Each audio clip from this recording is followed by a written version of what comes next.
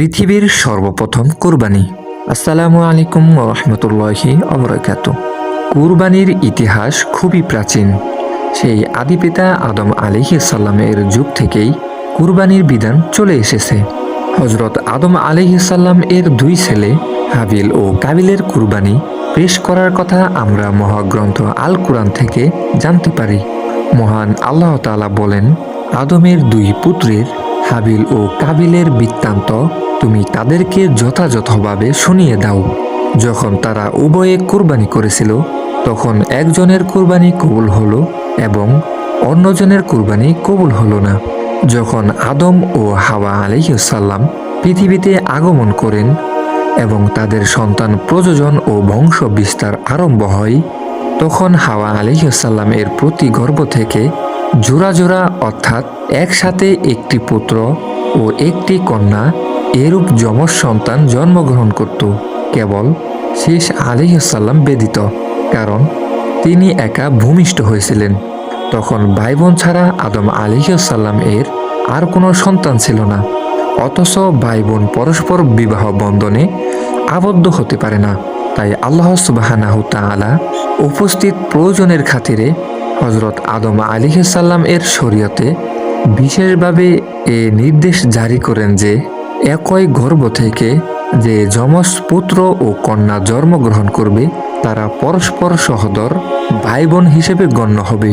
তাদের মধ্যে বৈবাহিক সম্পর্ক হারাম, কিন্তু পরবর্তী গর্ভ থেকে জন্মগ্রহণকারী পুত্রের জন্য প্রথম গর্ভ থেকে জন্মগ্রহণকারী কন্যা সহোদরা বোন হিসেবে গণ্য হবে না। তাদের মধ্যে বিবাহ বৈধ। ঘটনাক্রমে কাবিলের সাথে যে সহোদরা জন্ম নিয়েছিল সে ছিল পরমা সুন্দরী, তার নাম ছিল আকলিমা। কিন্তু হাবিলের সহোদরা ছিল কুসরি, তার নাম ছিল লিওজা। শরীয় নিয়ম অনুযায়ী হাবিলের সহোদরা কুসরি বোন কাবিলের ভাগ্যে পড়ল। হযরত আদম আলাইহিস সালাম কাবিলের আবদার প্রত্যাখ্যান করলেন। কাবিল তা মানল না। অবশেষে আদম আলাইহিস সালাম বলেন, তোমরা উভয়ে আল্লাহর উদ্দেশ্যে কুরবানি পেশ করো।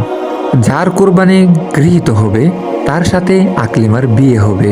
সে সময় কুরবানি গৃহীত হওয়ার চিহ্ন ছিল আকাশ থেকে আগুন নেমে এসে কুরবানি ভস্মীভূত করা। কাবিল কৃষক ছিল, সে গমের বাজে অংশ কুরবানি করল। হাবিল গরু পালনকারী ছিল, সে একটি উৎকৃষ্ট দুম্বা কুরবানি করল। আকাশ থেকে আগুন এসে হাবিলের কুরবানি গ্রহণ করল। কাবিলের কুরবানি অগ্রহণযোগ্য রইল। এতে কাবিল হিংসায় হাবিলকে হত্যা করে ফেলল। এই কাহিনী থেকেই কুরবানির ইতিহাসের সূচনা। এই ঘটনায় প্রমাণ হয় কুরবানি একান্ত মনোযোগ ও তাকওয়ার সাথে করলে তা কবুল হয়, অন্যথায় নয়। মহান আল্লাহ তাআলা বলেন, প্রত্যেক উম্মতের জন্য আমি কুরবানির বিধান রেখেছিলাম, যাতে তারা উক্ত পশু জবে করার সময় আল্লাহর নাম স্মরণ করে, এই জন্য যে তিনি চতুষ্পর জন্তু থেকে তাদের জন্য রিজিক নির্ধারণ করেছেন। আল্লামা নাফাসি ও জামাখশারি বলেন, আদম আলাইহিস সালাম থেকে হযরত মুহাম্মদ সাল্লাল্লাহু আলাইহি ওয়াসাল্লাম পর্যন্ত প্রত্যেক জাতিকে আল্লাহ তাআলা তার নৈকট্য লাভের জন্য কুরবানির বিধান দিয়েছেন।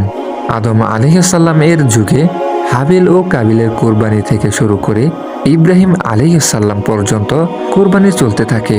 কুরবানির ইতিহাস তাই এতটাই প্রাচীন যতটা প্রাচীন মানবজাতি ও দিন। যত শরীয়ত এসেছে তাতে কুরবানি ছিল এক অপরিহার্য অংশ।